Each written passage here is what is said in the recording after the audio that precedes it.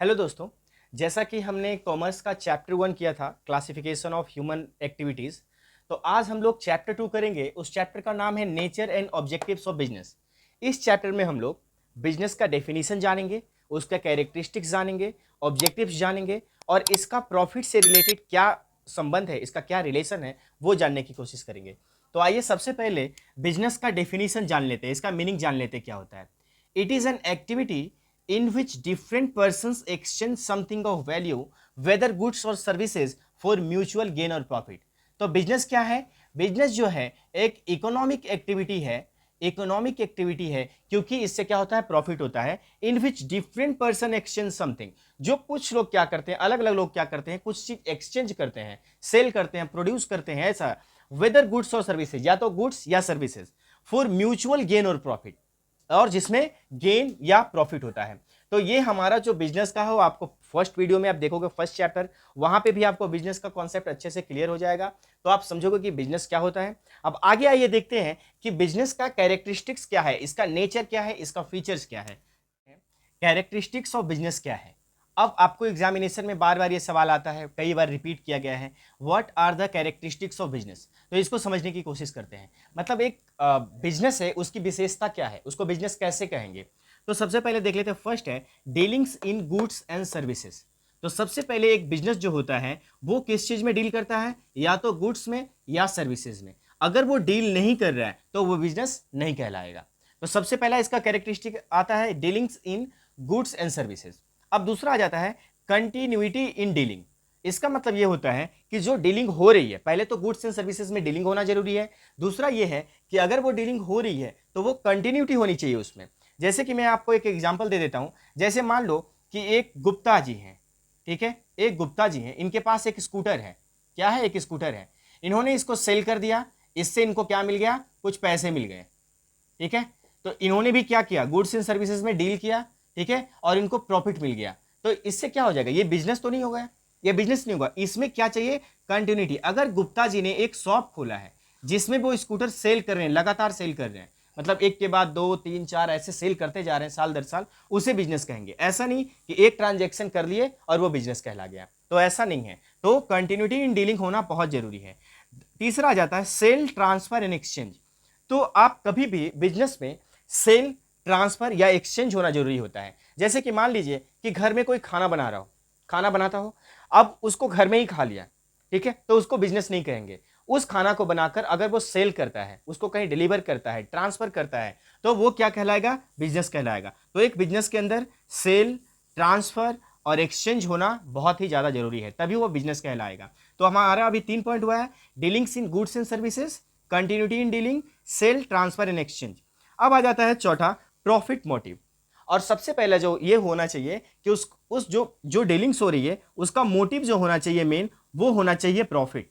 Motive अगर profit नहीं होगा तो उसको नॉन इकोनॉमिक एक्टिविटी कहेंगे। जैसे कि मान लो खाना का एग्जांपल सबसे अच्छा है कि घर में हम लोग खाना बना रहे हैं और उसको घर में ही खा जाते हैं, ठीक है, तो हम लोग कहीं सेल नहीं कर रहे। और जब हम कोई काम कोई कर रहा है, कोई एक्टिविटी कोई कर रहा है, तो उसका मोटिव क्या होना चाहिए? प्रॉफिट, तभी वो बिजनेस कहलाएगा। तो पहला हो गया ये, चौथा हो गया प्रॉफिट मोटिव। अब आ जाते हैं एलिमेंट ऑफ रिस्क। अब एक बिजनेस के अंदर रिस्क काफी ज्यादा होता है। अब रिस्क किस चीज का होता है? रिस्क होता है लॉस का, रिस्क होता है कम प्रॉफिट का, लेस प्रॉफिट का, कि हमारा प्रॉफिट बहुत कम ना हो जाए या हमारा लॉस ना हो जाए। तो बहुत सारे ऐसे टेक्निक्स हैं, ऐसे मेथड हैं जिससे इस रिस्क को कम किया जा सकता है।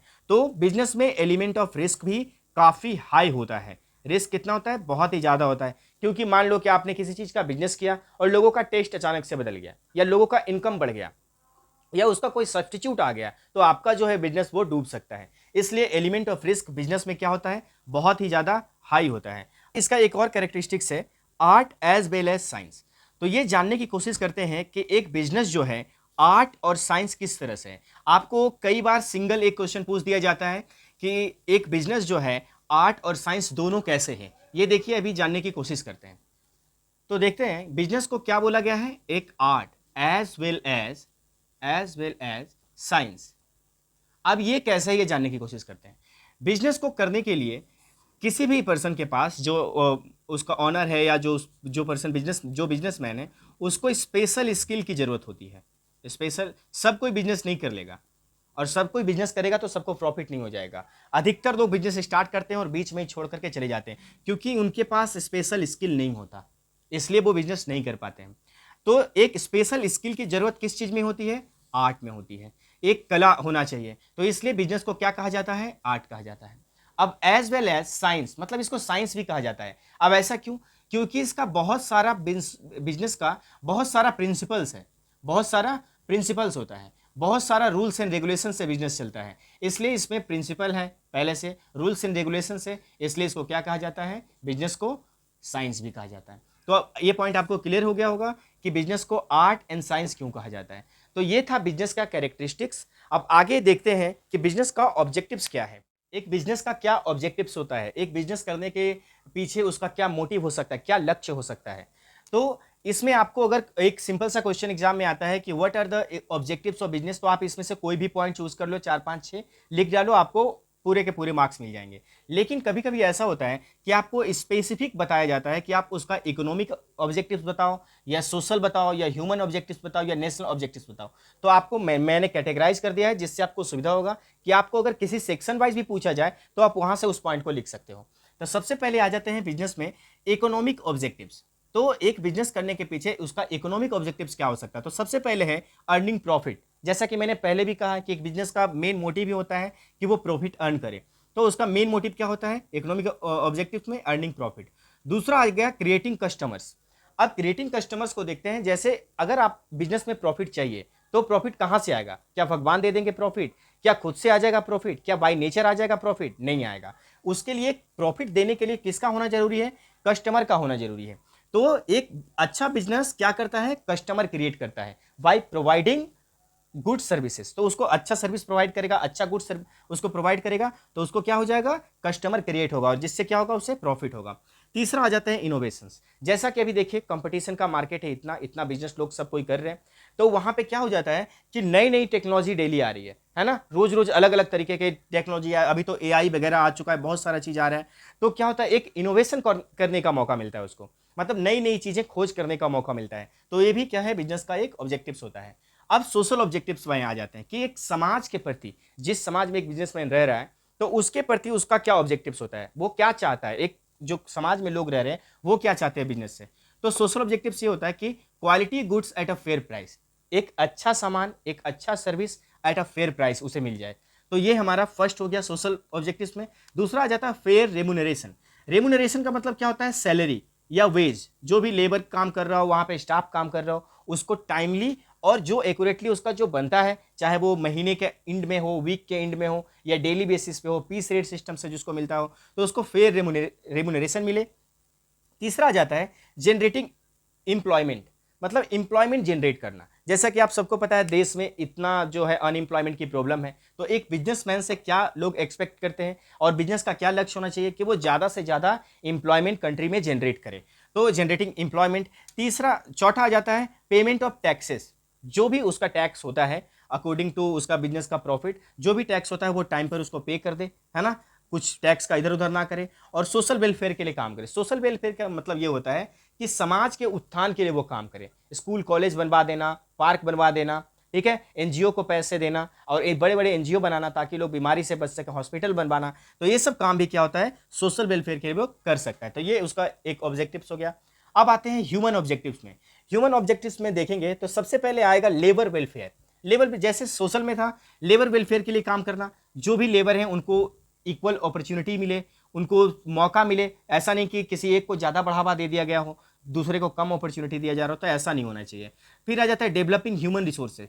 जितने भी ह्यूमन रिसोर्सेज है उसको डेवलप करना। जैसे बहुत सारी कंपनियों में क्या होता है, जब काम करने जाते हैं उनको वहाँ पे स्किल ट्रेनिंग करवाया जाता है, अलग अलग नए नए तरीके उनको सिखाया जाता है। तो उससे क्या होता है? ह्यूमन रिसोर्स क्या होता है? डेवलप होता है। जो इंसान है वो अपने काम में और ज़्यादा निपुण होता जाता है। तो ये भी इसका ऑब्जेक्टिव्स है। Participating management. अब जो मैनेजमेंट का होता है टॉप लेवल, मिडिल लेवल, और इस जो सबसे नीचे का बॉटम लेवल का होता है, 3 लेवल में। अब इसमें होता है, इस लेवल में आते हैं लेबर्स। तो इनको मैनेजमेंट में जो कि डिसीजन मेकिंग ऐसी चीजें होती है उसमें पार्टिसिपेट करने का मौका देना चाहिए। लेबर्स को हो, सुपरवाइजर्स को, उसको हायर लेवल में नहीं, जहां तक संभव हो सके डिसीजन मेकिंग प्रोसेस में भी लेबर लोगों को क्या देना चाहिए? पार्ट लेने का मौका देना चाहिए। अब आ जाते हैं नेशनल ऑब्जेक्टिव्स क्या है। एक बिजनेस का नेशनल ऑब्जेक्टिव्स क्या है। पहला होता है ऑप्टिमम यूटिलाइजेशन ऑफ रिसोर्सेस। इसका मतलब ये होता है कि जो भी रिसोर्सेस है कंट्री के अंदर और आप एज अ रॉ मटेरियल उसको यूज कर रहे हैं तो उसका ऑप्टिमम यूटिलाइजेशन करें। ऑप्टिमम यूटिलाइजेशन मतलब जहां तक हो सके उसका वेस्ट ना हो, जहां तक हो सके उसको अच्छे से यूज करें बिजनेस में। ये आपसे नेशन आपसे ये आशा रखता है कि आप ऐसा करें। डेवलपमेंट ऑफ स्मॉल बिजनेस, जो बड़ा बिजनेस होता है वो छोटे छोटे बिजनेस को अपने आसपास ग्रो करने का हिम्मत रखता है और वो करना भी चाहता है। तो इसलिए क्या गवर्नमेंट भी, नेशनल भी उससे क्या चाहता है एक बड़े बिजनेसमैन से, कि वो छोटे छोटे स्मॉल बिजनेसेस को देश के अंदर काफी डेवलप करे ताकि अपना कंट्री जो है वो सेल्फ रिलायंस हो जाए। सेल्फ रिलायंस का मतलब हमें दूसरे कंट्री से कुछ मंगाने की जरूरत ना पड़े, जहां तक कोशिश करनी चाहिए। Development of backward areas. अब गवर्नमेंट जो है, ऐसी गवर्नमेंट की बहुत सारी ऐसी पॉलिसी होती है कि जो बड़े बिजनेसमैन होते हैं तो उनको ऐसे एरिया में, बैकवर्ड एरिया में इंडस्ट्रियल बनाने की कोशिश वो करते हैं ताकि उस एरिया को डेवलप कर सकें, ताकि उस एरिया का जो स्टैंडर्ड ऑफ लिविंग है उसको वो बढ़ा सके। तो गवर्नमेंट इन लोगों को काफी छूट भी देती है, ऐसे एरिया में कम कीमत में उनको जमीन दे दी जाती है, टैक्स में थोड़ा रिबेट दिया जाता है। तो इस तरह से वो बैकवर्ड एरिया को भी क्या करे, डेवलप करे, ऐसा भी ऑब्जेक्टिव्स होता है। अब पोल्यूशन कंट्रोल। अब जितना भी पोल्यूशन फैलाया जा रहा है अधिकतर तो किसी कंपनी के द्वारा ही फैलाया जा रहा है, किसी इंडस्ट्री के द्वारा ही आ रहा है। तो इसमें क्या होता है कि पोल्यूशन कंट्रोल के लिए वो काम करे, पोल्यूशन कंट्रोल के लिए काम करे, जैसे प्लांटेशन करवाए, ठीक है, समय समय पर जो कंपनी से केमिकल निकल रहा हो उसको वो छान के कहीं पे फिल्टर करके पानी में डालें। जितना ज़्यादा उसका गंदगी हो, वेस्टेज हो, उसको अच्छी जगह पे ले जाकर डंप करें जहाँ से लोगों की परेशानी ना हो। तो ये सारे जो है नेशनल ऑब्जेक्टिव्स हो गए। तो आप यहाँ पे देखोगे आपको category wise economic, social, human and national objectives मिल जाएंगे। आपको अगर समझ में ना आए तो आप इसको बार बार देखना, इसको पॉइंट को नोट कर लेना। इसमें से अगर 5-6 पॉइंट भी आप एग्जाम में अगर लिखते हो ऑब्जेक्टिव्स ऑफ बिजनेस में तो आपको फुल मार्क्स मिलने के पूरे चांसेस हैं। बस बंद करो। तो हमने इस चैप्टर में अब तक बिजनेस का डेफिनेशन, कैरेक्टरिस्टिक्स और ऑब्जेक्टिव्स को देखा है। अब आइए देखते हैं कि नेसेसिटी ऑफ बिजनेस, बिजनेस करना क्यों जरूरी है। इसके 4-5 पॉइंट्स होंगे, इसके बाद ये चैप्टर एंड हो जाता है और उसके बाद हम लोग थर्ड चैप्टर करेंगे। तो अब आइए आगे देखते हैं नेसेसिटी ऑफ बिजनेस क्या है। नेसेसिटी ऑफ बिजनेस, अब बिजनेस करना आवश्यक क्यों है, जरूरी क्यों है बिजनेस करना, बिजनेस करने से हमें क्या मिलता है। तो सबसे पहले देखेंगे टू रिमूव पॉवर्टी, गरीबी को कम करने के लिए। अब एक देश के अंदर अगर बिजनेस होगा वहां पे क्या होगा, अपॉर्चुनिटीज क्रिएट होंगे, वहां पे वेल्थ जनरेट होगा, वेल्थ जो होगा वो जनरेट होगा तो वहां की पॉवर्टी क्या हो जाएगी, थोड़ी कम हो जाएगी, थोड़ी सी घट जाएगी। अब दूसरा आ जाता है to generate employment, employment generate करने के लिए बिजनेस करना जरूरी है। एक कंट्री के अंदर आप देख रहे हो इंडिया जैसे कंट्री में जहां पे अनएम्प्लॉयमेंट इतना हाई है, वहां पे एक बिजनेस अगर कोई करता है तो वहां पे 100 से 200 इंप्लॉय अगर काम करते हैं तो कुछ ना कुछ राहत इस अनएम्प्लॉयमेंट से लोगों को मिल जाती है। तो to generate employment we need to do business. अब आ जाते हैं to improve standard of living. अब जब बिजनेस होगा तो प्रॉफिट होगा, प्रॉफिट होगा तो लोगों का परचेजिंग पावर बढ़ेगा, परचेजिंग पावर बढ़ेगा तो वो ज़्यादा अच्छे से अच्छी क्वालिटी की चीज़ें खरीद पाएंगे। और एक अच्छा बिजनेस जो होता है लोगों को कम दाम में, एक फेयर प्राइस में अच्छे गुड्स, अच्छी क्वालिटी के गुड्स जो है प्रोवाइड करवाता है। तो इससे हमारा समाज में और जो सोसाइटी में है वो स्टैंडर्ड ऑफ लिविंग क्या हो जाता है, अपवर्ड हो जाता है। मतलब स्टैंडर्ड ऑफ लिविंग क्या हो जाता है, बढ़ने लगता है। स्टैंडर्ड ऑफ लिविंग का मतलब होता है लोगों के रहन सहन का तरीका, तो वो क्या हो जाता है, धीरे धीरे ठीक हो जाने लगता है, अच्छा हो जाने लगता है।